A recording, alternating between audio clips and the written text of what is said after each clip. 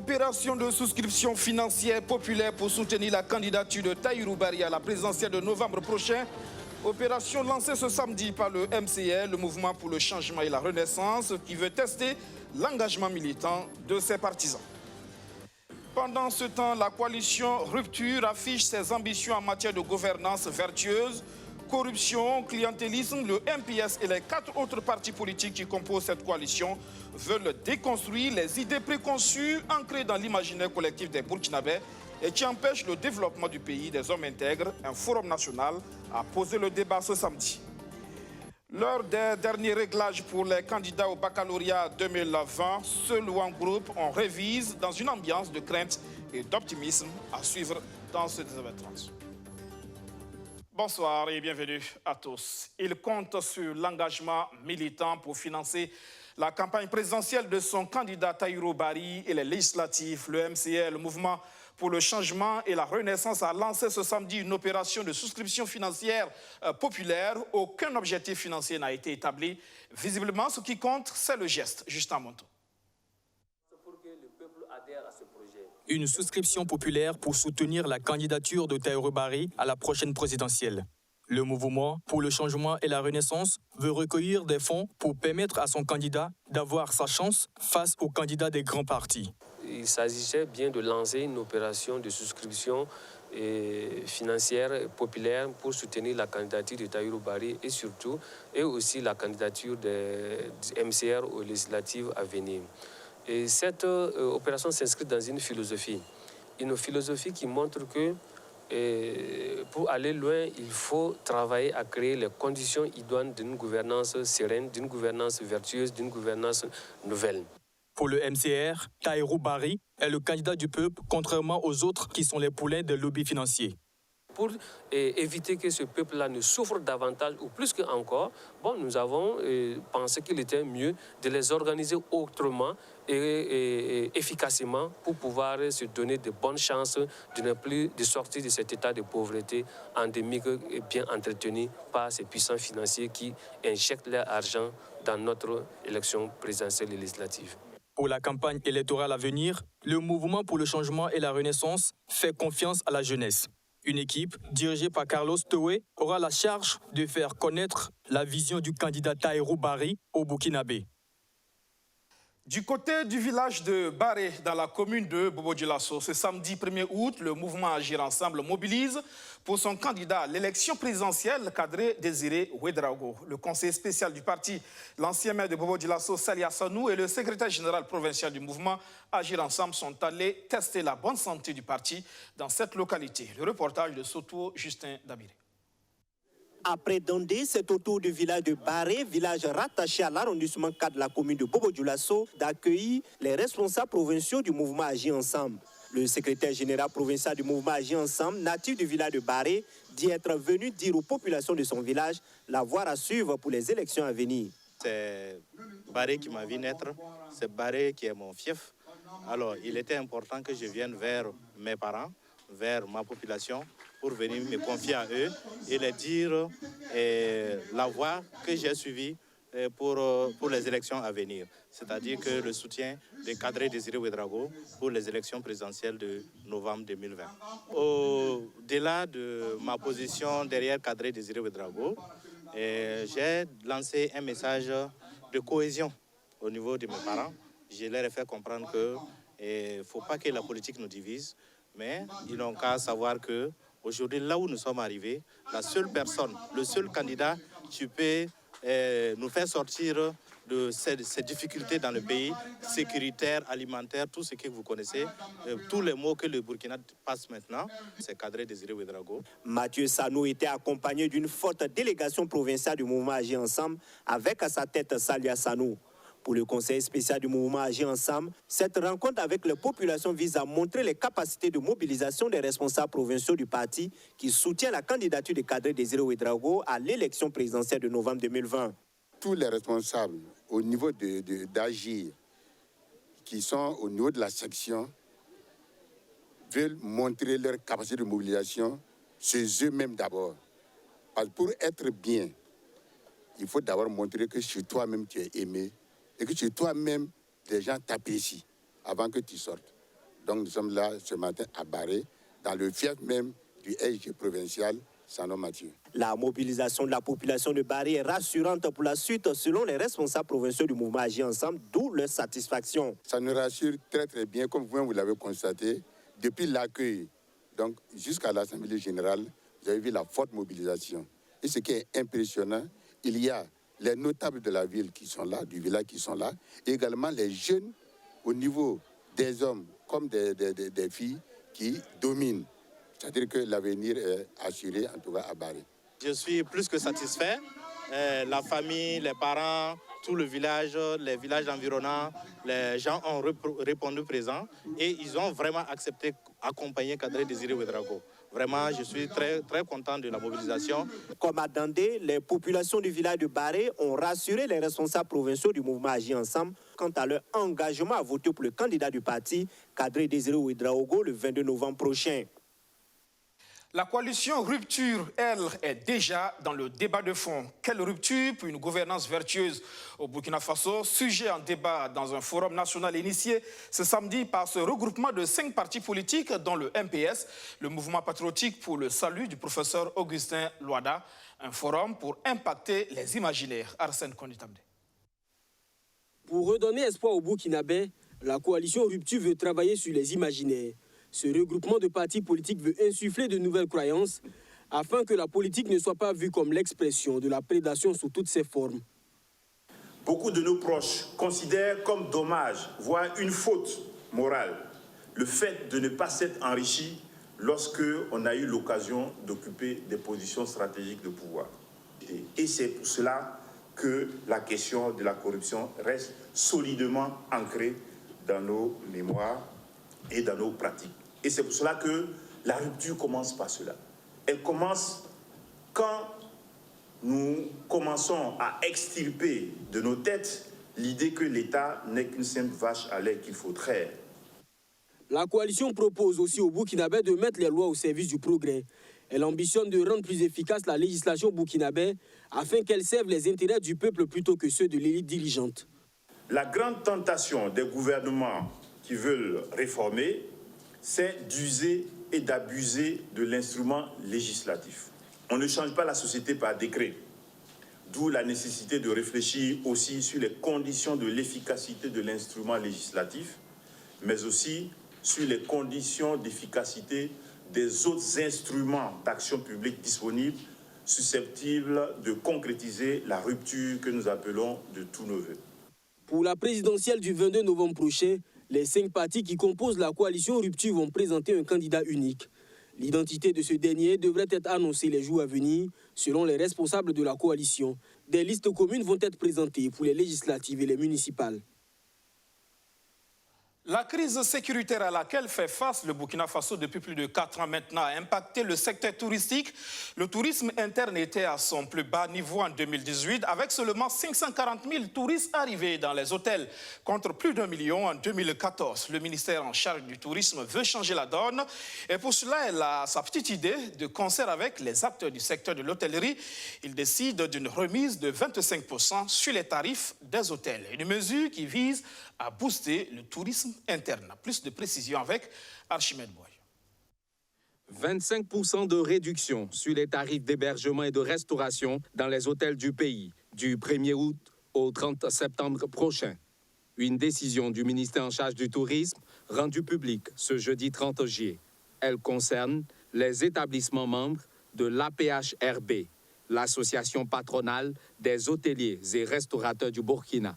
Soyez rassurés que durant cette période de vacances, c'est-à-dire que du 1er août au 30 septembre, tout national qui va donc séjourner dans un établissement touristique d'hébergement dont la liste sera disponible sur le site du ministère en charge du tourisme et également sur le site du service d'information du gouvernement pourra bénéficier de cette réduction. Cette annonce vise à inciter les Burkinabés à pratiquer le tourisme interne. Et elle est bien accueillie par la fêtière regroupant les acteurs du domaine. Ça nous apporte beaucoup. Dans un premier temps, c'est une vision. Et nous contribuons à la promotion du tourisme national. Et nous pensons que cette période est la période des vacances. Donc ça s'adresse beaucoup aux jeunes. La période aussi des vacances gouvernementales. Donc aussi au niveau des fonctionnaires, ça peut les intéresser. Et nous croyons aussi au niveau des organismes internationaux pour les missions et les séminaires. Donc c'est une période où on devait avoir beaucoup d'affluence. Par ailleurs, pour booster le tourisme interne, l'Office national du tourisme burkinabé a mis en place depuis quelques années un programme dénommé Connaître mon beau pays, un prescripteur de la destination Burkina Faso. Plus de 125 000 candidats, exactement 125 805 en quête du baccalauréat cette année au Burkina Faso. Les épreuves débutent ce lundi 3 août. L'heure est au dernier réglage et à la gestion du stress pour les candidats. Des perturbations de l'année scolaire liées à la crise sanitaire, mais loin d'entacher l'espoir des candidats rencontrés ce samedi par notre équipe de reportage. Archimède Boy. Le lycée Marienne Gouabi à Ouagadougou. Ce samedi 1er août, Souroumani et Brice traitent un sujet de sciences physiques. À 2 jours des épreuves écrites du baccalauréat, ces élèves en classe de terminale D se préparent. Brice ne cache pas son stress. Pour un élève normal, je me dis que je suis un peu stressé.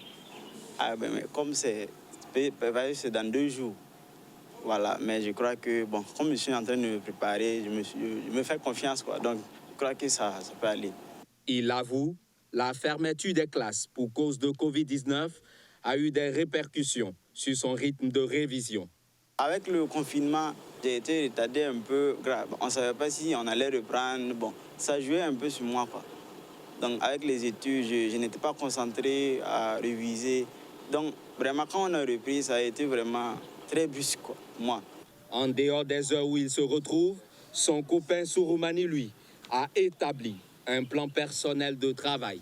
Moi, en tout cas, je m'organise, je bosse 2 matières par jour. Le matin, par exemple, je peux bosser histoire jour. Et le soir, je fais SVT ou bien maths. Il semble bien confiant avant le début des épreuves. Je me sens à l'aise. Je ne suis pas trop inquiet. Donc, je suis prêt à affronter le bac en tout cas. Au lycée municipal Bambata, Arjuma a décidé d'échanger avec ses élèves en classe de terminale A. C'est l'heure des derniers réglages. Si quelqu'un a rencontré un sujet qu'il pense n'avoir pas compris, c'est l'occasion d'en parler. On va tout simplement revenir rapidement. Ce professeur de philosophie veut aider ces jeunes à surmonter la peur et dompter le stress. C'est pour juste quelques petits réglages et surtout la bataille psychologique. Elle est très importante. Je crois que toute bataille se gagne d'abord psychologiquement. Si cette bataille-là, elle est gagnée, la sérénité pourra donc s'imposer et on pourra donc tout simplement avoir de bons résultats. Cette rencontre a tout son sens car Dasmata a la peur au ventre. Franchement, on a peur, hein. Ça, on peut le dire. En tout cas, je ne vais pas mentir. Je suis stressée, je ne sais pas ce qui nous réserve là-bas. Donc, c'est compliqué. Mais on va essayer. On va donner le meilleur de nous-mêmes. Faridatou a bien suivi les conseils de son professeur. Et la crainte, visiblement, laisse place à la confiance. Je suis un peu confiante avec ce que notre prof a pu faire pour nous. On est un peu confiante et on espère que ça va aller. Puis c'est bien parti pour l'avoir. On n'est que 27 dans notre classe et les 100%, on va les faire. Selon les chiffres officiels, 125 805 candidats iront cette année à l'assaut du premier diplôme universitaire dans 257 centres d'examen répartis dans 77 villes du pays. Bonne chance à tous ces candidats. Le stress pour les candidats au bac, la fête à l'ENESCA, l'École normale supérieure de Koudougou, établissement de référence en matière de formation des enseignants au Burkina Faso. En 24 années d'existence, c'est la toute première fois qu'une cérémonie est consacrée à la sortie d'une promotion. C'est donc un moment historique pour l'école et pour les 2230 stagiaires en fin de formation et désormais prêts à intégrer la fonction publique. Ambiance avec notre reporter Abdourazak Traoré. La joie débordante de Athanase auprès des siens en train d'immortaliser l'événement. Après 2 années de formation théorique et pratique, Athanase est sacré conseiller pédagogique de l'enseignement secondaire. Ce 30 juillet 2020, il n'est pas le seul heureux de l'École normale supérieure de Koudougou. Ils sont au total 2230 stagiaires des départements de l'enseignement général, technique et professionnel, de l'encadrement de la vie scolaire et pédagogique et de toute autre compétence qui intervient dans le domaine de l'éducation. De joie et de fierté. Et c'est en même temps une invite à donner le meilleur de nous-mêmes. Voilà. Actuellement, nous sommes des sortants et nous sommes aptes à affronter tous les défis auxquels nous serons confrontés dans notre vie professionnelle. Une formation de 2 années pour certains et 4 années pour d'autres. Durant leur parcours à l'ENESCA, que de défis relevés dans l'adversité. C'est donc le moment de se les remémorer comme pour attirer l'attention de tous ces décideurs à améliorer les conditions de vie et d'études. À cela s'ajoutent des difficultés relatives à la gestion de leur carrière. Face à ces interpellations, le ministre de l'Enseignement supérieur a appelé les impétrants à la patience et rassuré de la disponibilité du gouvernement à résoudre les goulots d'étranglement posés. Al-Kassoum Maïga, qui reste très attaché aux devoirs du personnel enseignant dans la société. Que chacun doit se rappeler que l'élément le plus important, ce n'est pas peut-être l'enseignant, mais c'est l'enfant que vous avez entre vos mains, dont le devenir et l'avenir vous incombent. Évidemment, il y a les rôles des parents, mais nous avons une grande responsabilité. Je vous parle ainsi parce que moi-même, je suis enseignant. Et je sais que l'image que l'enseignant envoie ou renvoie à son élève peut faire de lui un bon élève ou un mauvais élève. Écoutez, je fais partie de ceux qui sont venus ici dans l'herbe déposer la première pierre de l'université de Koudougou, avec Boutros Ghali et Mélégué, qui était à l'époque ministre de l'Enseignement supérieur. L'ENESCA est né ici alors que j'étais maire.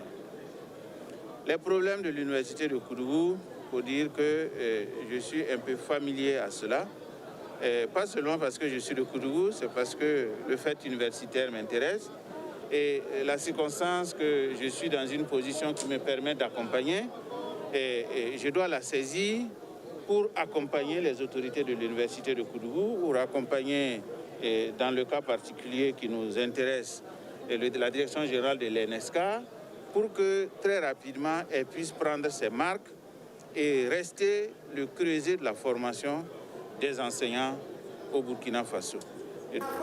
Rester le creuset de la formation des enseignants et des autres personnels de l'éducation, l'ENESCA tente de se faire une marque face aux défis de l'heure. Depuis 2019, l'institution n'est plus rattachée à l'université de Koudougou, devenue Université Norbert Zongo. C'est en 1996 que l'ENESCA a été créée. C'est la toute première fois qu'une sortie solennelle de promotion est organisée en fin de formation, soutiennent les premiers responsables.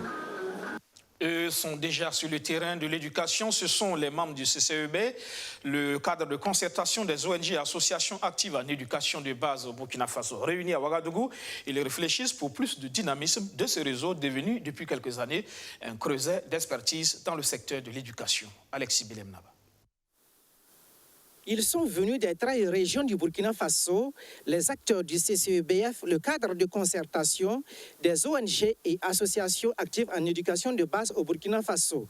Objectif, rencontrer et échanger avec les membres du conseil d'administration et le secrétariat exécutif de leur structure.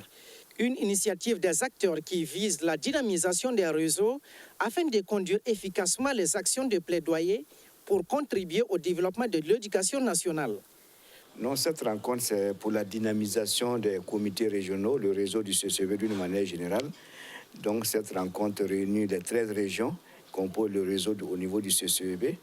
et nous avons envoyé des fiches et ils ont identifié un certain nombre de thématiques, la question du siège, la question du renforcement des capacités, la question de la mobilisation des ressources, la question de la communication.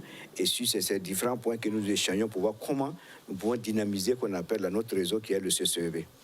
Le président du conseil d'administration affiche une satisfaction au regard du niveau de l'implication des acteurs. Vous marquez notre satisfaction au vu des débats qui se sont déroulés ce matin, hier et ce matin.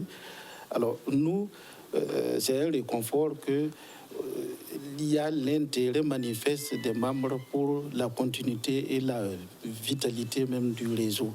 Et nous, en tant que membres du conseil d'administration, il nous appartient d'en faire un plan d'action, une feuille de route que nous allons implémenter dans les jours à venir. Vous savez qu'au Burkina, l'éducation traverse une nouvelle phase de sa vie. Il y a des nouveaux défis et nous devons faire face à ces nouveaux défis-là. L'environnement aussi économique n'est plus la même. Et donc, il nous appartient aussi de travailler à nous adapter à ces nouveaux défis-là. Plusieurs résultats sont attendus à l'issue de cette rencontre. Ce sont entre autres la stratégie de renforcement des capacités des acteurs, la stratégie d'acquisition d'un siège et la stratégie de mobilisation des ressources pour la structure.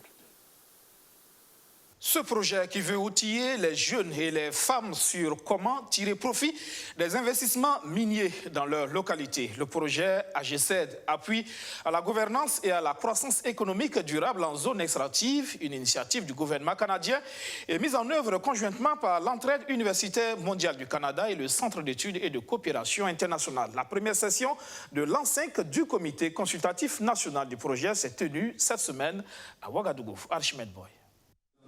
4 années après la mise en œuvre du projet d'appui à la gouvernance et à la croissance économique durable en zone extractive, les initiateurs affichent une pleine satisfaction. Intervenant dans les régions des hauts-bassins et de la boucle du Mouhoun, le projet engrange déjà des acquis. L'un de nos succès, c'est le projet de Bakassi. Donc le projet, en collaboration avec la mine de Bakassi, a mis en œuvre un centre de formation des jeunes et des femmes de Bakassi pour les former dans les techniques d'énergie solaire. Et aujourd'hui, nous avons une première promotion qui est sortie. En conclave ce 29 juillet, les acteurs dressent le bilan de leurs actions. Ils comptent poursuivre l'ambition première, sensibiliser les populations à saisir les opportunités de la présence des sociétés minières dans leur localité. Donc nous, notre travail, c'est de former les populations à pouvoir se trouver devant un canal de distribution de ces revenus, que ce soit pour l'emploi dans la mine ou hors de la mine. Mais la personne, si elle a un emploi, elle est devant un canal de redistribution de revenus. Par conséquent, elle peut profiter du revenu minier. Ou bien qu'elle ait une entreprise qu'elle commercialise et que la personne vende avec la mine, elle se retrouve devant un canal de redistribution de revenus. Le projet AGCDE est initié et financé par le gouvernement canadien.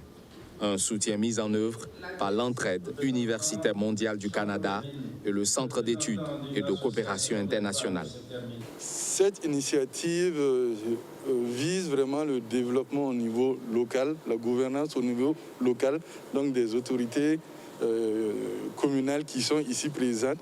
Mais nous avons d'autres projets qui sont d'ailleurs présents ici dans la salle. Donc je veux parler du projet d'amélioration de la surveillance de l'industrie extractive. Ce projet soutient au niveau institutionnel, donc particulièrement la Cour des comptes, pour voir si effectivement tous les rouages sont respectés. À cette première session ordinaire du Comité consultatif national de l'An5 du dit projet, les membres ont porté un regard critique sur les activités programmées en vue de leur assurer un plein succès. L'agroécologie, une approche pas suffisamment prise en compte dans les politiques publiques au Burkina Faso. À quelques mois de l'élection présidentielle, des ONG et associations donnent de la voix. Elles mènent le plaidoyer pour que l'agroécologie soit une priorité au Burkina Faso. Alexis Belemnaba. Réuni ce 24 juillet à Ouagadougou, le consortium des ONG et associations œuvrant dans le domaine de l'agroécologie commandite une analyse sur la prise en compte de l'agroécologie dans les politiques publiques au Burkina Faso. D'un montant de plus de 2 milliards de francs CFA, Ce projet dénommé PATE, projet d'appui à la transition agroécologique dans la région de l'Est du Burkina Faso, vise en premier ressort à faire un plaidoyer pour la promotion de l'agroécologie au Burkina Faso. L'idée aujourd'hui, c'est de présenter les résultats pour que cela soit discuté par les acteurs, de sorte qu'à la fin, on puisse dégager des axes de plaidoyer. Parce que l'ultime, pour nous, c'est de pouvoir arriver à avoir des éléments de plaidoyer les plus pertinents pour, en tout cas, actionner les différents acteurs avec lesquels nous devrions mener du plaidoyer pour améliorer et renforcer la prise en compte de l'agroécologie dans la politique agricole au niveau du Burkina. Sachant qu'aujourd'hui, pour nous, c'est le modèle agricole que nous devrions avoir au regard des enjeux liés à tout ce qu'on voit comme gestion durable de l'environnement, la question d'arriver à nourrir la population qui devient de plus en plus importante. Pour le représentant du réseau des organisations paysannes et des producteurs de l'Afrique de l'Ouest, l'agroécologie est la seule voie de la sauvegarde environnementale et de la souveraineté alimentaire. Il faut nourrir la population de façon saine et en même temps préserver les ressources naturelles. Alors s'impose l'agroécologie comme la principale voie d'accès à la paix, à la cohésion et à la souveraineté alimentaire. Que chaque État de l'Afrique de l'Ouest puisse vraiment impliquer l'agroécologie dans les politiques de développement agricole, dans les politiques de développement environnemental, dans les politiques de développement, sanitaire. Les participants s'engagent à mettre en œuvre les différentes recommandations qui sortiront de cette rencontre. Une fois que nous sommes retournés, nous sommes repartis, nous allons rendre compte d'abord au niveau du Conseil, attirer l'attention, ça va être une sonnette d'alarme parce qu'au niveau aujourd'hui des changements climatiques, ça ne se prévient pas. Au niveau de nos systèmes agricoles, toute la manière dont nous menons là, il faut toujours des actions qui puissent attirer l'attention des uns des autres sur le danger à venir. Donc ça veut dire que dès que nous allons arriver, la première des choses, c'est de véritablement, en tout cas, se mettre à l'œuvre pour pouvoir remettre en tout cas les différentes recommandations issues donc de cet atelier. Un plaidoyer en faveur de la promotion de l'agroécologie au Burkina Faso et la stratégie de valorisation des résultats obtenus par les différents acteurs du domaine sont les résultats attendus à cet atelier. Lancé en août 2019, ce projet est financé par l'ONG Action contre la faim et ses partenaires. Le ministère du Développement de l'économie numérique et des postes qui fait le bilan de la réalisation de ces projets d'infrastructure de communication électronique. Un taux d'exécution physique de 47% au premier semestre, des chiffres relativement faibles mais jugés acceptables par les premiers responsables de ce département qui estiment que les chantiers ont été fortement impactés par l'insécurité et la crise sanitaire. Abdou Aziz Sarri. Les notes sont jugées acceptables à cette première session de l'année 2020 du comité de revue du programme budgétaire développement d'infrastructures de communication électronique. Elle se tient sous l'égide du ministère en charge du développement numérique. Selon son secrétaire général, le taux d'exécution physique des infrastructures numériques au cours du premier semestre est de 47%, avec un taux d'exécution financière de 42%. Alors c'est un peu en deçà de la moyenne, mais vous comprenez aussi que le contexte dans lequel nous vivons est assez difficile. Non seulement il y a la question de l'insécurité, doublée malheureusement pour ce premier semestre, donc de la crise liée à la pandémie, à coronavirus, toutes choses qui ont quand même plombé et ralenti considérablement les activités. Alors je parlais d'infrastructures, il y a des chantiers un peu partout sur l'ensemble du territoire. Et pour les régions à fort défi sécuritaire, depuis un certain temps, certaines entreprises ne peuvent même plus aller sur le terrain pour travailler. Donc c'est tout ceci qui explique un peu ces taux relativement faibles, mais que nous estimons tout à fait, en tout cas, honorables au regard du contexte dans lequel nous avons pu obtenir ces résultats. Bilan honorable certes, mais il reste encore beaucoup à faire pour permettre à tous les Burkinabés de bénéficier du numérique. C'est pourquoi le gouvernement veut achever les projets déjà en cours et en développer de nouveaux. L'objectif à terme est de mailler l'ensemble du territoire national avec la fibre optique. Aujourd'hui, lorsqu'on prend les 5 dernières années, nous sommes pratiquement passés de 3000 et quelques kilomètres de fibre optique à environ 6 000. Et ce bond qualitatif, l'État a joué sa partition.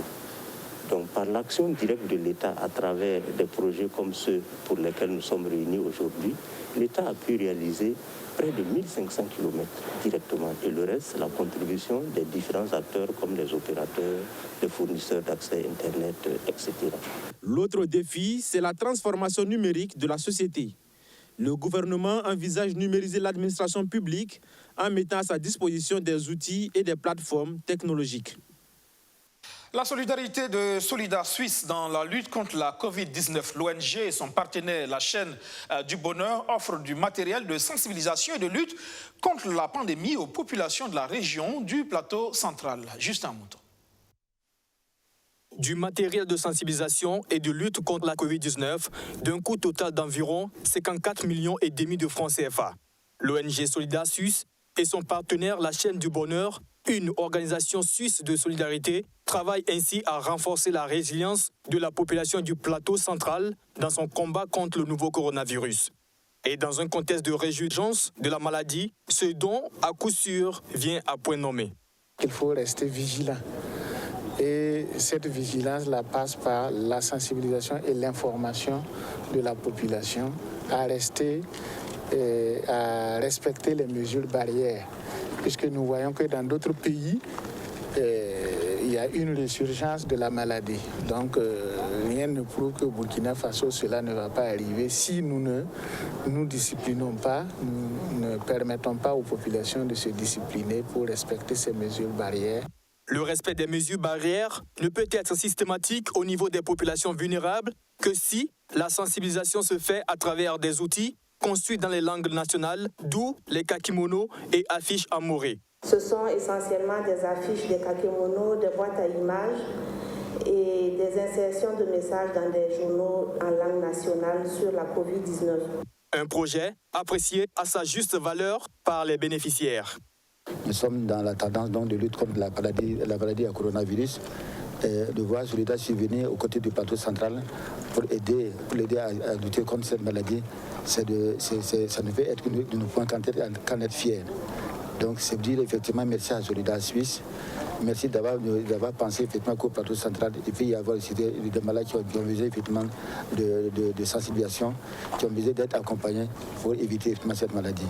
En plus du plateau central, 5 autres régions du Burkina Faso, que sont les régions du centre-nord, du centre-est, des Hauts-Bassins, du Nord et du Sahel, vont bénéficier de ce projet de Solidar Suisse.